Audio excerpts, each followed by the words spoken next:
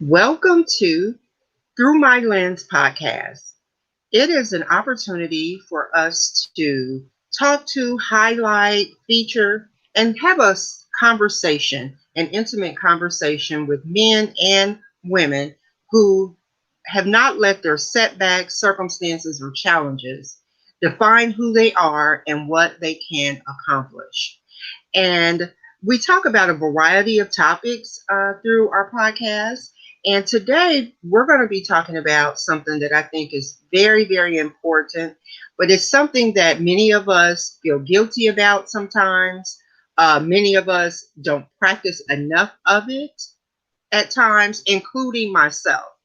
And it's something that I have tried to intentionally, especially since the this pandemic, I really have been trying to be intentional on taking time for me, having time for self-care, having time to just spend some time with me.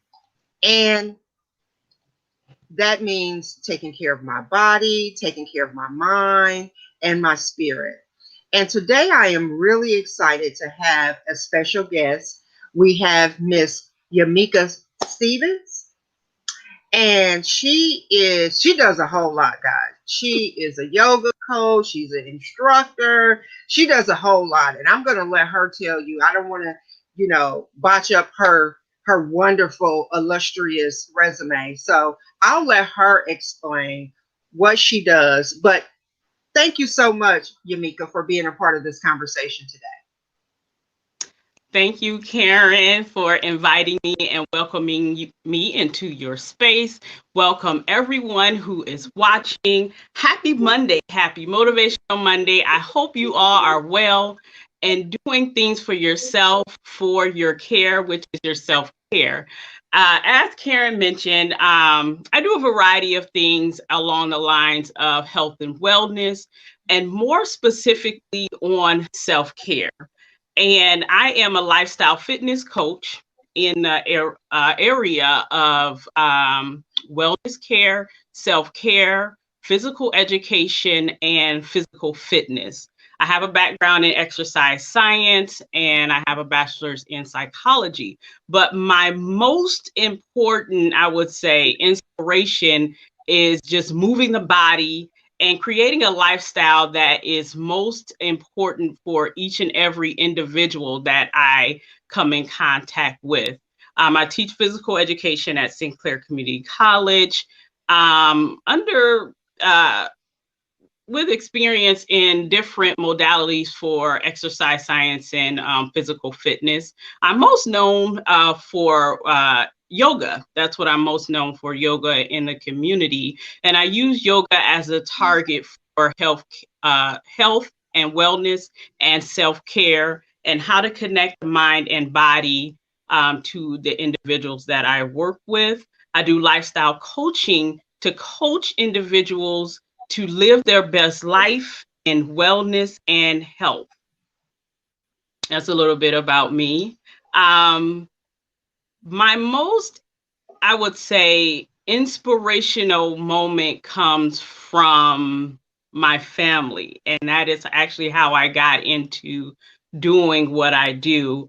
My mom had a lot of health issues as I was growing up and passed away from a lot of chronic illness. And that kind of inspired me and motivated me to do what I do. And it reminds me that my care is most important. Growing up, our self-care wasn't emphasized. What was emphasized was taking care of other people. And being a woman, being women, we tend to take care of others before we address our own needs. And that's what I saw with my mom. She took care of everyone else except for herself. Growing up from being in a large family, there were 8 children. My mother was married, so she take care of her husband, she take care of the children, and she was a community person, and she also was very spiritual. She was a very highly active person in the church. She was active with variety of auxiliaries within the church. So she took care of everyone, except for herself. So I definitely emphasize women championing and advocating for their own health, just being your own inspiration on taking care of the needs of yourself. It's not selfish to take care of yourself, and no one will teach you better than yourself of what you need.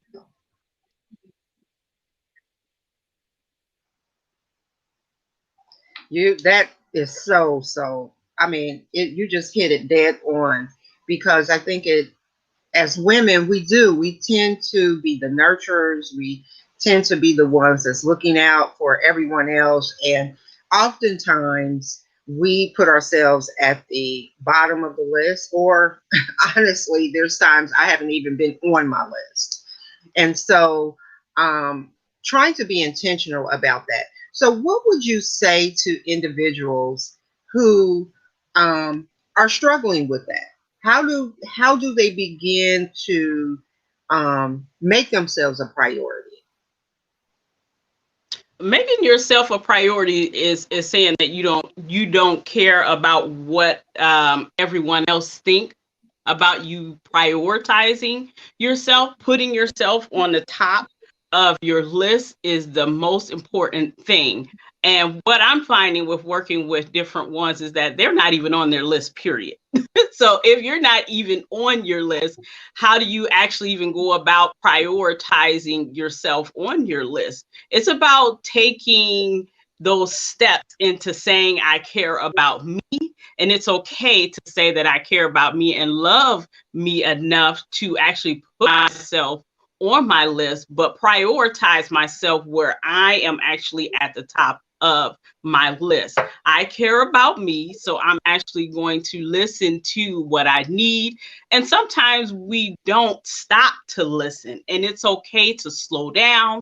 It's okay to stop. It's okay to say, I am not well today. And if you can actually hear yourself, to have those conversations that you don't want to have with yourself, it's okay. Because sometimes stopping, or what I say is pushing the pause button to just listen to your body and how your body is responding on an everyday basis, that is okay to say, I am not well. And those are the initial steps that you can take with prioritizing your health and taking care of yourself and taking advantage of what you need in the moment. Because at each moment's time, we need ourselves to remind ourselves that, okay, let me take this moment, whether it be 5 minutes, 10 minutes of the day. Breaking and pushing that pause button is Mhm. important.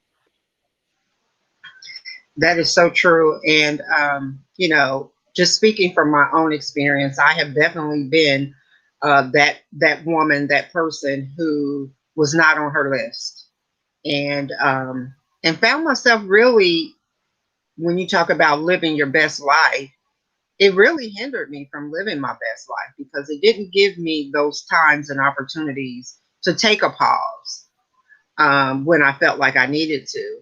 And what one of the things that I've learned about myself, especially through this pandemic, that was probably one of the toughest things for me to do personally, is I was so used to, having a to-do list and having all of these things I wanted to accomplish, in a day, in the week, that I really found myself not taking the time to listen, because it was just too full with stuff. I mean, good stuff.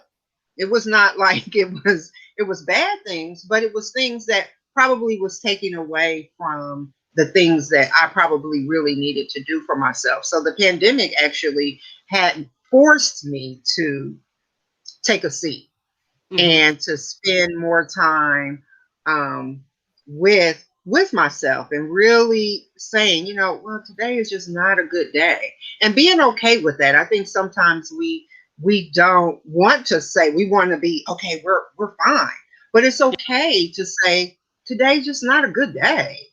It's not anything bad. I have another time tomorrow, God willing, to make a difference. Do you find that that is a common reaction, and feeling guilty. That was another thing. Me feeling guilty about taking the time. That's probably one of the number one things is feeling guilty. Taking those moments and not saying this is my personal time.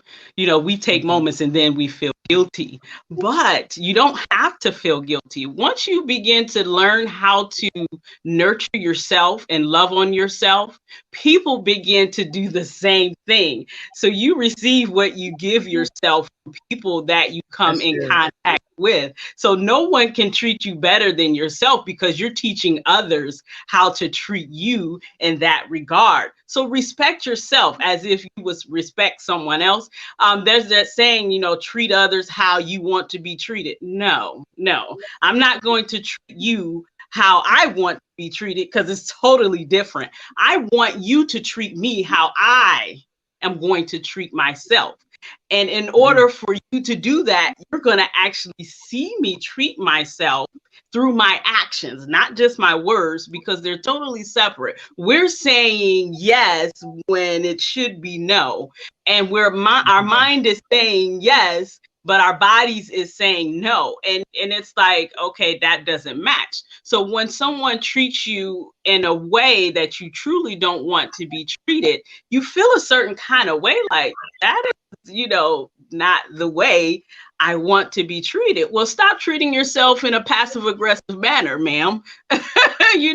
So it's like, okay, tell yourself, I'm going to love on myself today. I'm going to give myself this time, and I'm not going to feel bad about it. See, one of the problems is that we put so much stuff, on our list that does not benefit us at the end of the day. And we pile these things up throughout the day. And then it becomes a day, and then another day, and then a week, and then a month.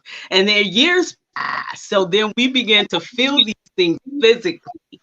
And, they become chronic. So now we have chronic pain. We have, migraines. We have back pains. We have muscle pains. We have joint pains until it becomes mentally, physically ill, for us to even function. And we do this on a daily basis without any relief. What I say is, and I tell myself this, what I have created, does it benefit me to do these things every day? And can I live with doing these things every day? What is the benefit from completing everything on my list? And how much do I have on my list? If you have more than 5 things on your list, you might have too much on your plate. Self-evaluate, reevaluate the stuff. And it's not good stuff. It's just things to do, something to do. But if that something to do does not benefit you, you need to erase those things off your list and put things on it that benefits you in regards of your daily stress. How are you relieving it? How are you going to relieve yourself from stress, just as well as physical stress, which in the long run, it becomes pain. I'll say take some of the things off your list. If you're not going to get to today, it's okay. It's okay. Prioritize what's most important. I usually say if I have a long list of things that I need to get done, I'm actually going to look at it. What is the benefit from this? How does it benefit me? And how effectively am I going to complete these things? How efficiently are these things going to get done? And if it's too long, it's like, that's not going to work. Let me prioritize what matters most and how I'm going to function throughout the day. Not saying that I'm surviving today. Change that mindset. We survive when we wake up. We survive. Let's get over that. We woke up this morning, we survived.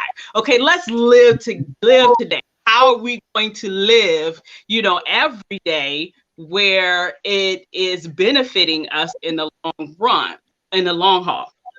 So, minimize, this pandemic has definitely showed me things and I was definitely a structured person. I would have those things on my list. I took things off. If things didn't get done, hey, I'm not I'm not going to get bothered by it. If it's going to be there tomorrow, Mm-hmm. it's there tomorrow. But what's most important for me now is getting good rest and sleep so I can wake up and live for tomorrow. And that's so good because I think a lot of times our intentions are pure. We want to, help someone out. We want to be that support system for folks. We want to be the encourager. But I think what you said was so critical was that benefit factor. Is it really something that's benefiting you? And sometimes a friend of mine, I heard her say, at this point in my life, I want to do things that are fun. If it is not fun to me, I don't want to spend my time doing it. And, at first I just kind of, that kind of struck me, but then it is because how many times do we put something on our list and we say we have to do it? And the reality is we don't have to do it. Right. But sometimes we feel we have to do it. And it's okay to just say, and I think that's important, but it's okay to just say, you know what? And I've tried to be really more intentional about this during the pandemic, is to say, it's not that it's a bad thing, but do I want to get up and give my Saturday morning to this? Or is there something else that I could be doing with that time that's going to be more beneficial to me and my whole person, whether it's mental, physical, and those kind of things. And sometimes that kind of can help you better prioritize, if that is something that you should even have on your schedule. Not that it's a bad thing, but should you have it on your schedule? I caught myself going to a Bible study Saturday mornings, and it was a wonderful opportunity for me to spend some time, studying the Word. But I also wanted to exercise. So I had to figure out, okay, well, I want to do that, but maybe I don't have to do that every single Saturday. I can take a couple of those Saturdays and do something a little different that is still helping me fulfill my the fitness and getting movement and that kind of thing. And I think that helped me to be in a better frame. So then I did feel rested, and I didn't feel as though I was just tired all the time. Mm-hmm. And I think that's critical because, like you said, when you keep that up over a period of time, it does affect your body, and it could affect your mental stability. It could affect your health, and affect you in a number of ways. Yeah, absolutely. Absolutely. We all do things that we shouldn't do, and we don't do the things that we should. So, that's with Absolutely. everyone. No one is actually, exempt from that. The thing is, it's actually what you are willing to do. What are you willing to do? Are you willing to let go of the things that does not give you comfort and care? Are you willing to let go of the things that does not benefit you in the long run, health wise, that gives you longevity, that adds years to your life? Just simply Right. breathing properly add hours to your day. A lot of people don't know that. So practicing deep breathing add hours to your day. Movement add years to your life. Just practicing wholeness and self-care, adds longevity, to your life. So it's really, what are you willing to do? What are you willing to let go of? Because there's 24 hours in a day. It Mm-hmm. doesn't take a whole lot of time to move the body, and it takes nothing to change your mindset. Just one thought. The only thing it's going to cost you is your health in the long run. Just one change of thought can change everything, about the way you see yourself, about the way you think, about the way you accept things into your life that, going to give and bring you life. So what are you willing to give? What are you willing to accept? But most importantly, what are you willing to let go? Because we all have something that we can let go that can contribute to your health care and that can add value to your life. Okay, can you let go of that one show and add movement? to your life for that time. But with this day and age, you can move and watch at the same time. But are you willing to do that? What are you willing to sacrifice in your moments where you say, I'm worth it? I care enough, to change my eating habits. I care enough to move on a daily basis. But most importantly, I care enough to change my thoughts, my thought processes that's going to help me, guide me, and actually give me motivation and self preservation and self inspiration that I'm going to need for everyday basis. It's not hard. It really isn't. We make things hard on ourselves just from just keeping that same mindset. So if you don't want to do, this is what I say, if you don't want to do, don't complain. Mm. Don't That's so complain. true. Don't complain about when you're older and you have more expenses like medications. Medications aren't cheap. Don't complain about how much they cost. Would you rather pay for natural remedies now that's Mhm. going to give you good health, or be consistency and not let go of your bad habits to not pay for your medications? We can figure it out. God has given us the mind to figure things out on our own, Mhm. but we choose not to use it. So it's, what are you willing to sacrifice? What are you willing to sacrifice for good health, better care, loving on yourself? Because self-care is, is saying I love on myself and care enough for myself to care for myself. So, talk to me a little bit for that person who has has struggled, like you said. How can you add one thing? What would be some small things if a person wants to make a commitment to practice more self care, more self love for themselves? What would be some daily activities that they could start to do to incorporate in their routine to help them achieve that?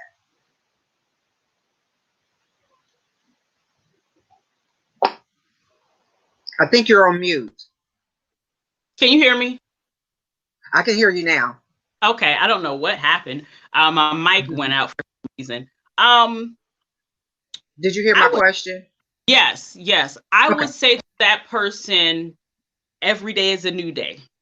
Take one day at a time. Small steps. Go for a walk. It can be a casual walk to a moderate pace walk to get the heart flowing and the blood pumping. The whole idea is to get the body movement. One, find out what you love to do in a form of movement and just enjoy it. Don't punish yourself, because sometimes people think moving the body, working out, or exercise is a punishment. Don't do things you don't like. So if you don't like spinning, don't go spinning. Find things that you enjoy and love. I always say, take it back to your childhood. We were once kids at some point. We just got out of those habits on being carefree and loving the things that we used to do. One is, used to love skating, buy you a pair of skates, go skating.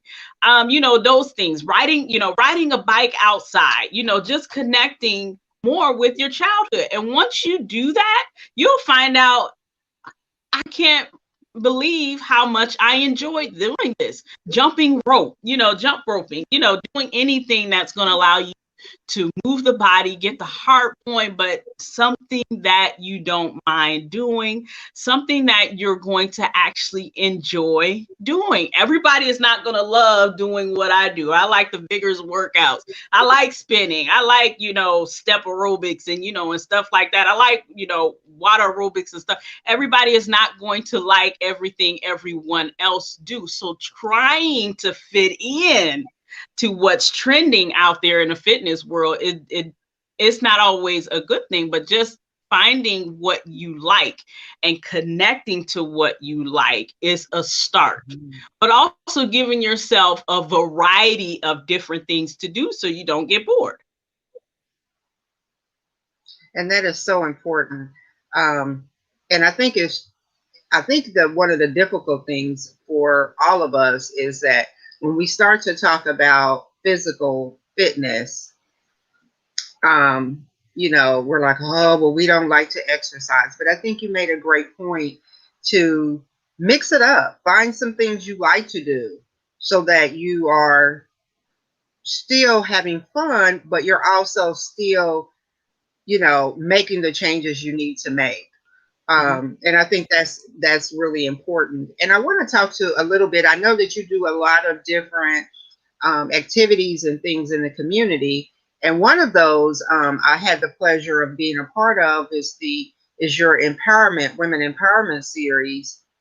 And I really enjoyed that for the very reason you just said, because it gave you an opportunity to just do some simple, not anything real rigorous, sometimes stretching very much those muscles that you haven't used and you realize you haven't used them a lot. But it gave you an opportunity to do the physical part, but then it also gave you an opportunity to spend some time with yourself and just sit with your thoughts and what things you need to do to continue to make yourself to be the best you can be. So talk to me a little bit about that. Are you still doing that series, and what other things are you doing in the community in reference to fitness and living your best life and connecting with that mind and body? Yes, I'm always doing something on women empowerment. A lot of times I get requests, to come out and speak and interact with different groups of women. I do welcome that. I welcome that as much as I can. And this is just my way to say I love the connection of being with women because we have this kinetic energy of understanding what we need and what we want. We have this way of connecting and sharing the same language. So I do welcome the inquiry of working with other women. So that is one thing I'm always doing is speaking wellness and women empowerment in the community. I'm currently working with Sunlight Village, and we will resume May programming. So watch out for that. Um, I connect with women in a way that is convenient. I make myself accessible where I can meet you where you are. You can meet where I am.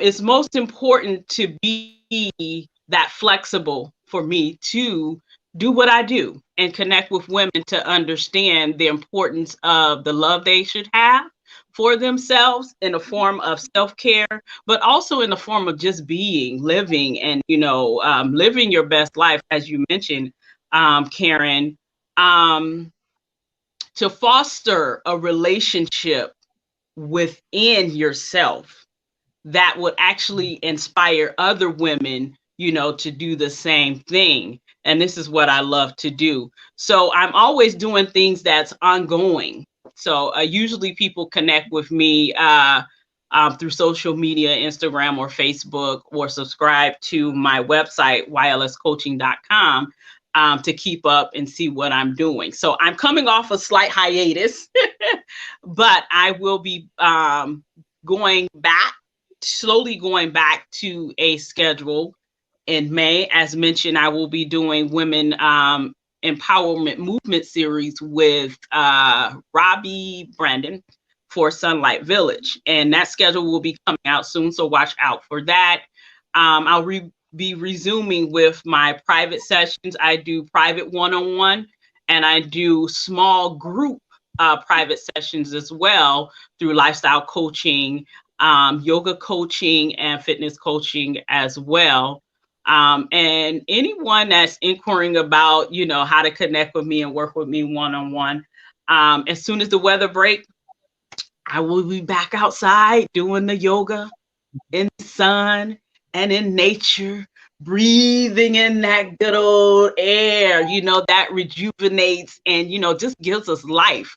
So watch out Mhm. for what's coming for May and for the summer. I'm doing other programs with other various community groups out here in the Dayton area. So I love to connect with people. This is what I do. I enjoy it. And I just want to always remind everyone of their own strength and power just through your breaths. We got to breathe, people. We got to continue to breathe. Just, take moments, of your time throughout today, regroup and just release everything that, that's going on now. It just helps to remember to take a breath. Your breath saves your life, but your breath also gives you longevity throughout the day and expands your life. Wow. Well, I am certainly looking forward to you getting back out in the community, and definitely want to stay in touch with you, where we could continue to share what you're doing and what impact you're making in the community, and how we can get moving, because I think that is so important to, like you said, to do the preventive things that we need to do now, so that we don't have to deal with some of the other health ailments and other things that you face, when you don't take care of yourself. I mean, depression, mental illness, all those things, really, it could be any of us Mhm. that are experiencing any of that. And it's mainly, and a lot of it has to do with us taking care of our mental health sometimes, as well as physical.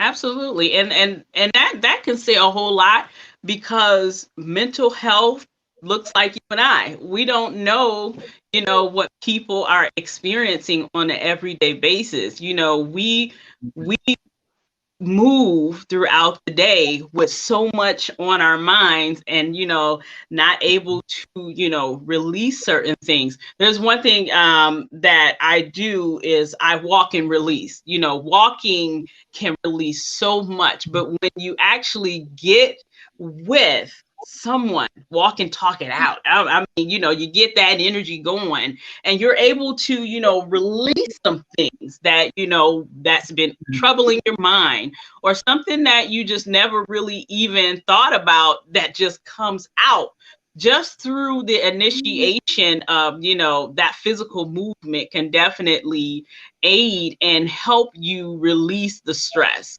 and just help you to be able to function on an everyday basis.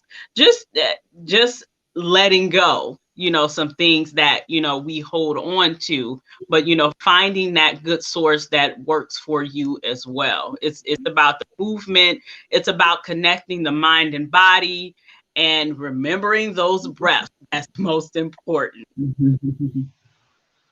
Well, this was a wonderful conversation. I've certainly have enjoyed it. It's something that I struggle with all the time. I am a lot better than what I used to be. And so I do appreciate what you said about each day, and just adding a little bit to your routine each day, each week, which then becomes more of a habit for you. And then then you start to see other ways you can incorporate, the importance of self care from a holistic approach. So I really, really appreciate your insights. We definitely gonna have to have you back. Uh, and Anytime. I'd like to leave with one question. And please feel free, if there's any final comments you want to make as well, please feel Mhm. free to do so. One of the questions that I always ask each guest is, a lot of times it's easy for us to look at a situation in hindsight and say, "Oh, well, I wish I would have known that, and if I'd have known that, I could have made this decision, and it would have been made a difference." But we don't necessarily know that. I truly believe that sometimes the challenges and things we face, and even some of the setbacks and failures that we have taught us how to succeed. So I think everything, no matter what, happens for a reason. But I like to ask our guests, what, knowing what you know now, what would you say to your younger self? Ooh. Um, I would say to my younger self is be fearless, and don't question the heart. Don't question what I feel is most best and most important for me. Sometimes we ignore, the things that we should do based out of fear, and sometimes that fear can overshadow the whole purpose and premise of your whole being. So I would definitely tell my younger self is just be fearless and keep moving and walking, even if I feel like I'm alone. Because remember, you are never alone. Someone is always with you. You just don't know it. And remember, someone is always watching. And God will always give you the guidance. He will bring you wisdom that you need while you're walking in your own journey and never stop. It's okay to push pause. And when you're in that pause moment, only means that you're in the learning phase for elevation for you to go forward. Unpause yourself, elevate, keep moving, keep trusting the process, and know that you will be taken care of during your process to elevate you to your purpose. And while you're in your purpose, live on purpose. I love that. I love that because I think, um, when you're living on purpose and with purpose, it is helping you live that best life that you're trying to create. And your purpose is different from my purpose. So when you're living out your purpose, you're being uniquely you, doing exactly what God intended you to do and how He intended you to do it and to show up in the world as your unique you. So I think that's some excellent advice. Well, thank you so much. Are there any other final wonderful tips of wisdom you'd like to leave us with today? Take one day at a time, but you must show up. And once you show up, breathe and keep going. That is wonderful. Well, thank you so much. And I will remember that about breathing because I think sometimes we don't do enough of that. Yeah. Breathe and release, right? So Yes. important. Well, thank you so much for taking your time to give us some wisdom and some insights of how we can take better care of ourselves. And we look forward to you coming back and sharing more information about what you're doing and what we can do throughout the summer and through the rest of the year to get through these troubling times. So we thank you so much for being a part of the conversation, and God bless. God bless. Thank you for having me.